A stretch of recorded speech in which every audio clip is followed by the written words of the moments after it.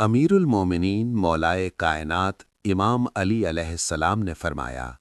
اگر کوئی بندہ مدت حیات اور اس کے انجام کو دیکھے تو امیدوں اور ان کے فریب سے نفرت کرنے لگے۔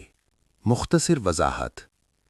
امام علی علیہ السلام کی یہ حکمت آمیز بات ہمیں یاد دلاتی ہے کہ انسان دنیا کی لمبی امیدوں، خوابوں اور دھوکے میں گرفتار ہو کر اپنی حقیقی منزل یعنی آخرت کو بھول جاتا ہے۔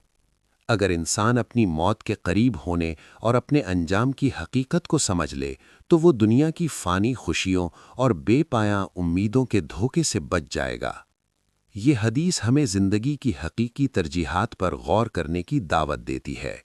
اپنے وقت اور توانائی کو اہم کاموں میں صرف کرنے کی طرف دعوت دیتی ہے اور ہمیں لا حاصل امیدوں اور فانی دنیا کی محبت سے دور رہنے کی دعوت دیتی ہے۔